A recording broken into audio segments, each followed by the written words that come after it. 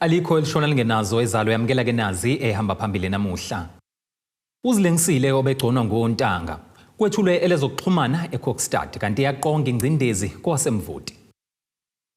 Lezi zindaba ze1KZNTV kanti wena usifundelo siyabonga wakaduma nina bezulu elidume esandlwane siyakhuleka.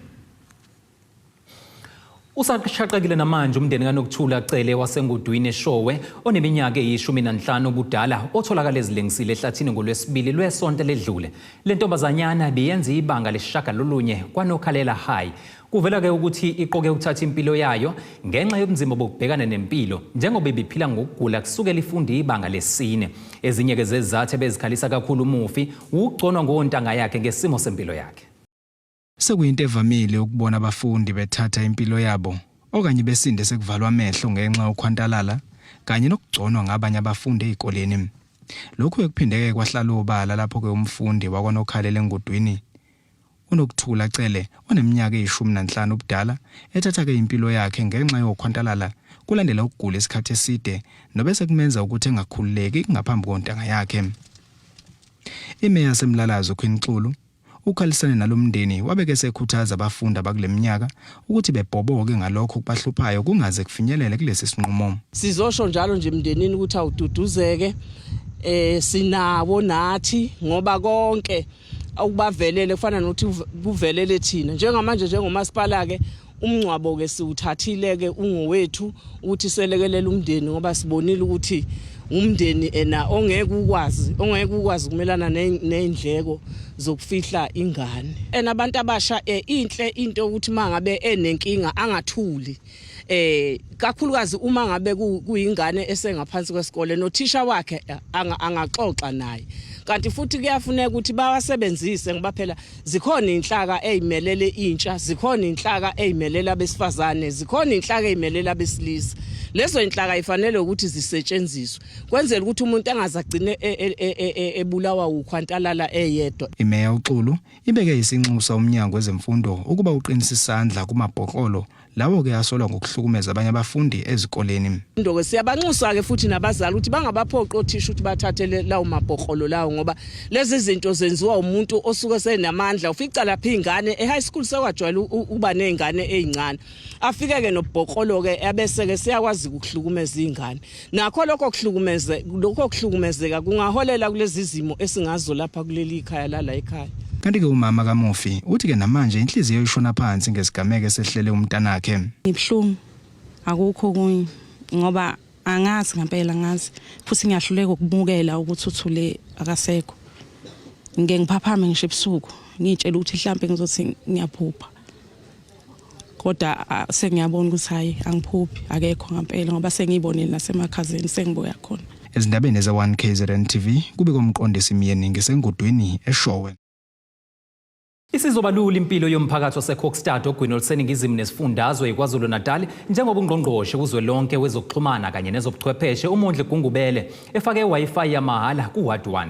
Lo mphakathi ke ongathatha entweni usuzokwazi ukufaka izicelo zokufunda ezomsebenzi ukwenza umsebenzi wesikole wabantwana besebenzisa i-internet yamahhala. Kuphucula impilo yomphakathi waseKOKSTAD ogwini oluseningizimu nesifundazwe ngaphansi kwamasipala wesifundi iHerigwala. Lo mphakathi ongathatha entweni ufakelwe i-internet yamahhala ezokwenza lula izimpilo zabo. uMondli Gungubele ongungqongqoshe kazwelonke wezokuxhumana kanye nezobuchwepheshe uthi baphinde bashintsha uhlobo oludala lomabona kude bebashintshelwa kwabesimanje manje phecelezi ukusuka kwi-analog kuya kwi-digital. We run a program which is three-dimensional in nature. The first part of it is Esikoleni, which is connecting homes. The third aspect of it is SITA, that is connecting public institutions. The third is social obligations. You know, we auctioned spectrum to telcos so that they are able to connect our people. The biggest challenge the world is confronted now with is enabling our people to have access to internet, to have it in an affordable way, in a secure way, to to be able to make sure that they also have it in a safe way. Eqhuba uthi lolu hlelo bazolisabalalisa nakwezinye izifundazwe. We are connecting districts all over the country. What does it do? It opens poor people to have access to internet, children to access school books, textbooks. They are no longer going to library, they are no longer paying data. So these poor communities now, they have the head office of KZN in their houses. Undunankulu wesifundazwe KwaZulu-Natal uthi ngenxa yokwentula i-internet abantu bebengakwazi ngisho ukufaka izicelo zomsebenzi. That because of the lack of connectivity, our people are not even able to apply for jobs. Even if you apply for a job, people can't call you because you're not having access to even a telecom or access to connectivity.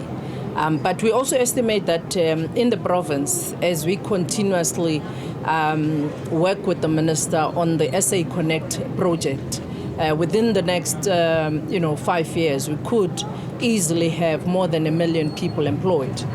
Eminye imindeni ehlomulile abantwana bakhona bathi abasayi kumtapo yolwazi ukuyofuna internet kodwa sebehlala ekhaya basebenzise yamahala. Izinto zesikole. Okay, neGoogle izinto zesikole. I-assignment. Yeah. Tata isinceda kanjani uthi singathengi idatha siyothenga idatha. Ezindabeni ze1KZNTV kube kuzamando sicele ngise-EKOKSTAD.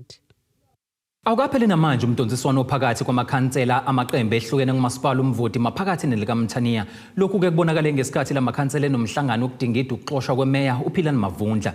Kuzokhumbuleka ke ukuthi ikomidi eliqondisa izigwegwe kwi-ABC liye laveza ukuba limxoshile njengomongameli walo emva kokuba inkantolo enkulu eMgungundlovu ichithe isicelo sakhe sokuba ke ephonsele inselelo yokuxoshwa kwakhe eqenjini nasekubeni ke ikhansela leqembu amakhansela IFP abe eseveza ukuthi ke awamdingi ukuba ahlale kwimhlangano yomkhandlu.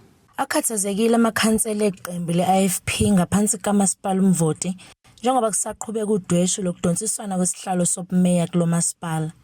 Lamakhansela abika ukuthi kufika incwadi yasenkantolo echitha isicelo semeya uMavundla yokuphikisana nokuxoshwa kwakhe eqenjini ABC. Uthi unomlando ke muhle. Ngazi inxushunxiswa ngaphakathi.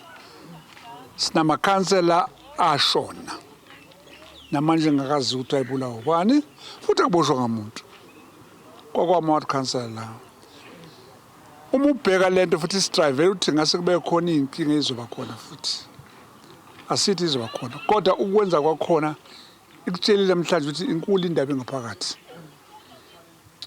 akuzange kwenzeke into nje yayenzeka ngaleso sikhathi kwahamba abantu bayishonela iyaqala ke futhi manje indaba lezi futhi sempikiswana engekho le mpikiswana yanamhlanje ibingafanelanga yabona emkhandlweni akukhona kababa noma kamalume sithunywa abantu sithunywa amaqembu ezepolitiki uma o principal bakho bethi asakudingi ulandela bona awubi nenkani. Baphinde babika ukuthi babona ngafanele ukuba uMavundla ahlala emhlangano njengoba iqembu lamxosha. Bengafanele ukuthi loyo owabe ikhansela kulomkhandlu futhi abuye abe imeya kulomkhandlu umhlonishwa uMavundla kuba abela obaziwa ngokuthi umengameli kaABC ngoba inhlangano yakhe uABC ngesonto edlule ithola igunya lokuthi ichithwe into abekhala ngayo enkantolo ukuthi imxoshile yathiwa ayiphuthumi leyo nto yabewa ngaphandle wazi wafaka yena nishe inkundleni zokuxhumana ukuthi akaselona ikhansela kutshela abantu bakhe beqembu lakhe wathi uzophuma ke alindele ukuthi izehlale lo daba ngokusemthethweni abonke uhamba kanjani simangeleke mase simfica ekseni ekhona emhlangweni ngaphakathi kodwa sikusimangalese kakhulu ukuthi sicele nje ukuthi akakhishwe phela njengemember womphakathi usomlomo akakuthandanga lokho wathi umuntu ufaka iphumele adeclare abesephuma kunodaba olungayela sase sicela sithi uMM wethu akasifundele phela incwadi le odebuya eHigh Court akavunyelwanga uMM kanti uMavundla ichithile imbiko yokuba wathola incwadi emxoshayo kufike abafethu abamalunga enkathi baphinde babe amakhansela emkhandlweni bangibize ngendoda yomphakathi bathi akusafanele ngabe ngisahleli njengekhansela ngoba kune court order esengixoshile. Angiyazi ke court order esengixoshile. Engikwazi ukuthi sase court ngomhla ka20 September masifika khona inkantolo enkulu yase South Africa egatsheni elisemarisburg yakhipha into esithi rulings okanye i-temporal order umyalelo wesikhashana wawuthi ngisahleli njengekhansela akukho engenziwa kona emvoti no IEC futhi akukho angakwenza kumina no MM akekho ngakwenza. Ngomhla ka30 October saphindela futhi enkantolo lafika ijaji laphinda futhi lathi loyo myalelo usamile sizisipele court ngomhla ka11 December. Kungazalele umuntu kwe-MM ke ngesonto edlule ngolesithathu uvele nje wathi sekunesikhala sekhansela kuMavundla. Ilokho ke bese sokuthula namhlanje emkhandlweni kunodaba olufana lolo asikwazi ukuthula silibuke. Kuwo lamhlangano amaqembu abusa ngokubambisana okuyi-ABC kanye ne-ANC akhipha isinqumo sokumisa lowo ngumphathi walomasipala uNoxolo Ndaba njengoba ebhala incwadi yokuba kukhona isikhala sobumeya. Obegconwa ezindabeni ze1KZNTV ngisemvoti. Ake sihlabe ikhefu sihlangabeze masibuye.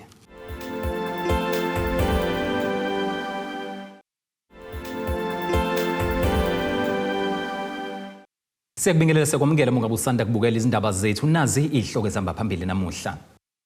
Uzilengisile Obegconwa ngoNtanga kwethulwe elezokuxhumana EKOKSTAD kanti yaqonga ingcindezi kwasemvoti. Uyaqhubeka umsebenzi wokwakhiwa kwebhuloho kuWard 54 ngaphansi kamasipala iTheku nelabhodloka ngesikhathi sezikhukhula zangoMbasa ngonyaka u2021. Ngephasika ke kuwo lonyaka kwadlula emhlabeni wesifazane emva kokuphoseka nemoto kulona ngenxa ke yokuthi zazingekho izimpawu ezazikhombisa ukuthi umgwaqo uvaliwe. Lona iwona mfula owabhodlokelwa yibridge ngesikhathi sesikhukhula zango-April ngo-2021 la khona imizi eminingi yasithola isisele ingenamakhaya ngenxa yokuthi amanzi ablokha asengena emizini yabantu esondelene nawo lo mfula. Kulonyaka uhulumeni wesifundazwe wethula umsebenzi wokuthi lilungiswe kabusha leli bridge. Kunama extras afakwayo emveni kokukhuluma nomphakathi ne-steering committee kwavunyelwana ukuthi kuzofakwa amakapiyoni kufaka amapayipi awu4 ngaphansi ay-overflow kuphinde kuthi kufakwa umhlabathi kancane namakapiyoni phinde kufakwe amanye amapayipi awu3 lawo mapayipi awana we-overflow kuthi makugcwala lapha ama-culverts ezansi kukwazi ukuthi amanzi engagcini estaka kuthi makuvaleka phansi lamapayipi awu4 azokhipha lamanzi awakhiphele ngezansi. Then makuthi kuya ngokukhula lawa awu3 aya ngaphezulu nawe overflow azobe khipha amanzi awakhiphela ngezansi. Ukulungiswa kwaleli bridge bekulindeleke ukuthi kuthathe izinyanga eziyisithupha keda ngenxa yomsindo obukade ukhona ikakhulukazi uthito somabhizinisi bebekade befuna ukuhlomula. Sekulindeleke ukuthi umsebenzi uzophothulwe ngonyaka ozayo. Kunabantu ke laba ababizwa ngama construction mafias. Ikeba khona leyo nto but sikwazile ukuyiresolve. Ezinye izinto ke kudinga ukuthi uzenze ngendlela soft understand abantu. Kwesinye isikhathi uyubona ukuthi abantu nje bayithathela amashance. You need to deal with them ngendlela aggressive so that bezobona ukuthi akudlalwa la. Because at the end of the day lama construction mafias kubona it's not about a project, it's about bona ukuthi ba benefit. Usiphendulela umfelandawonye wezinhlangano zosomabhizinisi uveza ukuthi kawunalo ulwazi ukuthi lo msebenzi ukowaphazanyiswa yengakho uyawufisa ukuthi uhulumeni usebenzisane nayo lenhlangano ukuze kuzokwazeka abantu abasuke bezokwenza ubugebengu befuna ukuthatha imali bengafuni ukusebenza uma kunama project aqhubeka la emphakathini. Kufunakala ukuthi uhulumeni usitshele ukuthi ngempela sibambisana kanjani. Sifuna ukuletha ama solutions afana ayiyodwa project la eThekwini amawadi maningi kakhulu 100 nangaphezulu maningi kodwa wonke anenkinga ezithi ayifani. So uhulumeni ongalali ngesikhathi sokusebenza. Uhulumeni ufuna ukuthi iBBF uyisize asisayine ama memorandum of agreements nama MOU ukuze siyoletha ulwazi lwesu lokuresolve inkinga ezinjalo emphakathini. Emphakathini into eyenza la njengayo le award umain contractor wathenderisha ngamanye ama rates akhe kuma abantu bemphakathi befika nabo bafuna wawo ama rates bese lokho kube ibidani solid. Umsebenzi wokulungiswa kwaleli bridge uzodla imali engaphezulu ka20 million amarandi. Kutebo Khosibisi wezindaba ze1KZNTV kuchannel 261 ngika-Watch 54 eThekwini. Singenele osukwini lesibili isiteleka sezisebenzi zesitolo esempangeni Phoenix Cash and Carry. Lezi zisebenzi zibeke phansi amathuluzi zaqinqa ngaphandle kwalesitolo. Zikhala ngokuthuka ke ngumphathi walesitolo ngalo lonke uhlobo lwenhlamba ephindeke futhi eziholela amakinati. Ngaphezulu kwalokho ke zithi kazivumelekile nokuthi ke zibe nenyunyana njengoba uma ujoyina inyunyana umqashi ke kukhomba indlela.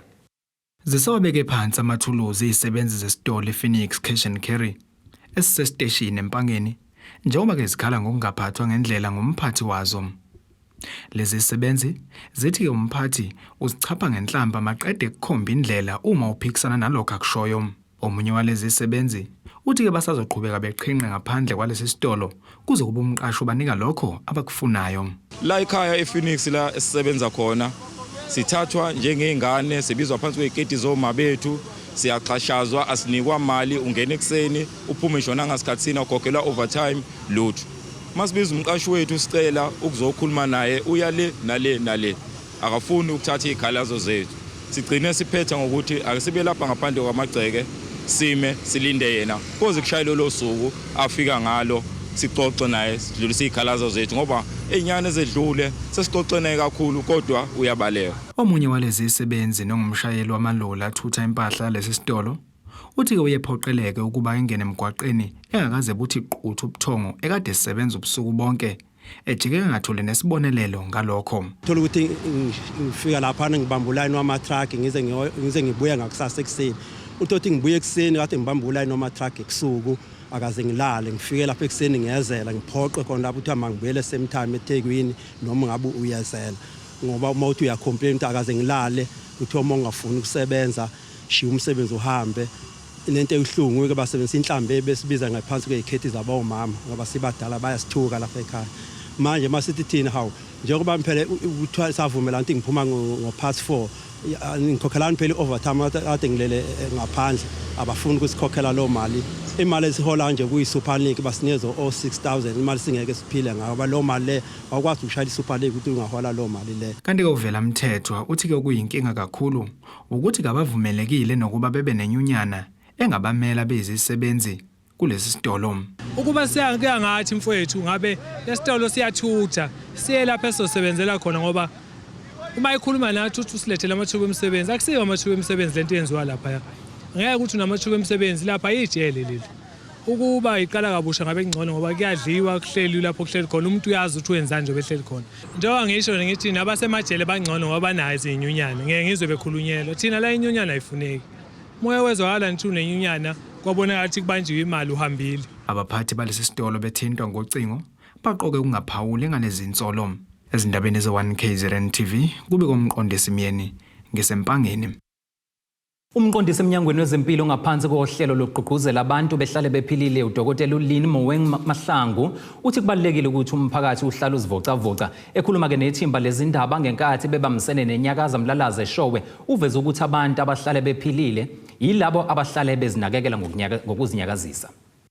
Umnyango wezempilo kazwelonke nowesifunda King Cetshwayo babamsane nenyakaza mlalazi ukugqugquzela abantu ukuba bahlale bephilile ngaso sonke isikhathi. Enye yezinto esizenzayo ukuthi abantu bangabi nezigulo ezininzi especially ezezivikelekayo ukuthi sibakhuthaze ukuthi banyakazise umzimba babe physically active. Lapha kube nomjaho ngo10 km kanjalo no5 km obusuku kwaHashaza waze wayophuthulwa eSports Club. Abanqobile bayachaza. Kuyasiza kakhulu especially mina ngoba ngiqala ukugijima nje ngibuka abagijima abangangathi uthola ukuthi umgijima uyambona ukuthi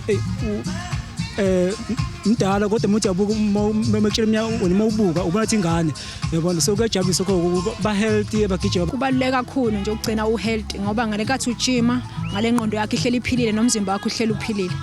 Kanjalo nabanye abebeyingxenye lomcimbi bakushayela ihlombe kuba ukhona kwawo.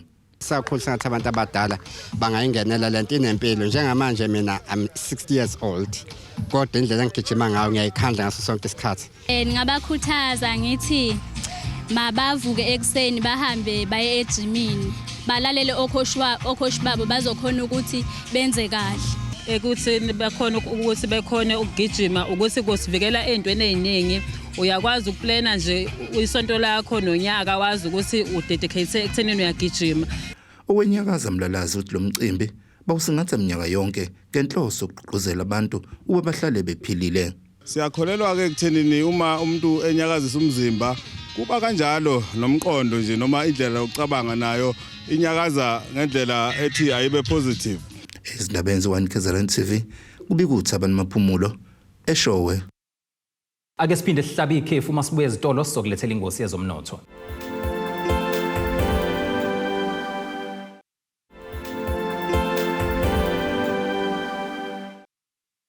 Siyabingelela sekwamukela mongabe usanda kujoin izindaba zethu nazi ihloko ezihamba phambili namuhla. Uzilengisile Obegconwa ngoNtanga kwethulwe elezokuxhumana EKOKSTAD kanti yaqonga ingcindezi kwasemvoti. Kuleli qophelo ke singene sijule engosini yezomnotho. Irandi lakuleli liwu-18.68 maliqhathaniswa nedola lasemelika liphinde libe u-23.56 maliqhathaniswa nopondo waseBrithani libe u-23.56 maliqhathaniswa ne-euro lase-Europe. Igolide ke lona lingu-$2,014.75 i-ounce kuthi uwele ongahluziwe ube u-$79.98 umphongolo. Ake sikubhekele engosini yezemidlalo. Ukapteni Richards Bay FC uSinphiwe Mcineka uthi wonke amalungiselelo omdlalo wabo neStellenbosch we-curling knockout ngomgqibelo enkundleni Kingswelithini eMlazi ahamba kahle. Ekhuluma ke nethimba lezindaba uMcineka uthi baya kulo mdlalo izinhliziyo zabo zibhlungu njengoba iStellings sabahlupha kuwe-DStv Premiership sathatha ke amaphuzu amathathu.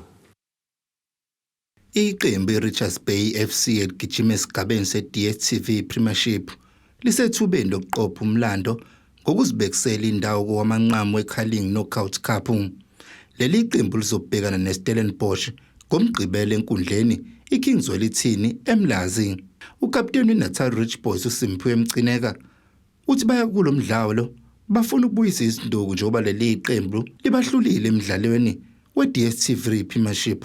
Siya kule game yeStellenbosch esinamanxeba because kwi-league badlile. So I think le game izosinika confidence ukuthi sikwazi ukuyiphiniselela.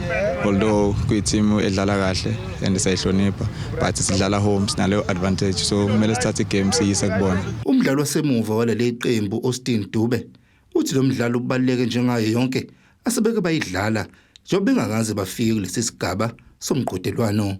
Every game, like it is important for us. I mean, to go there and win.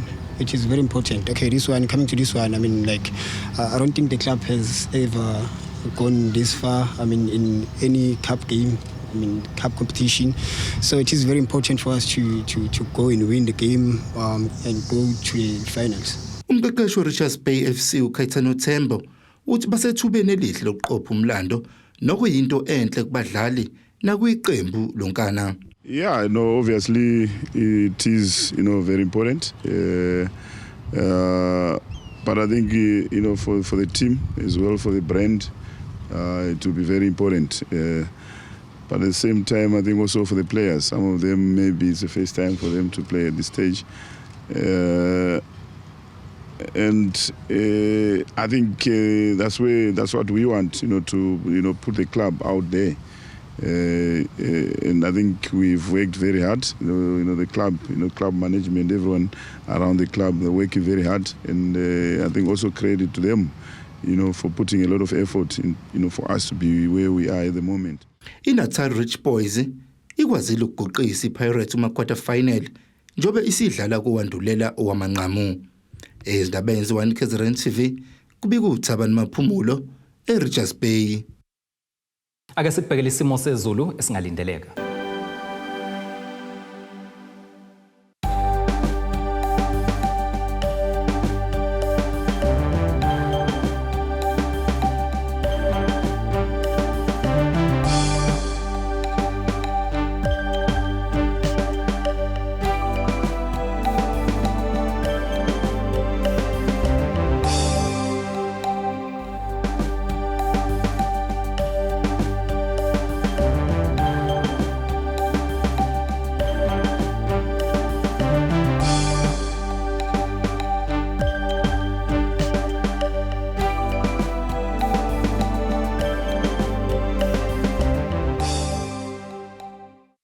Phezulu omnyama ondlela zemhlophe ngeziguqise bese kuphathele zona namhlanje sihlangabezena kanjani futhi kusasa ngesikhathi esifanayo.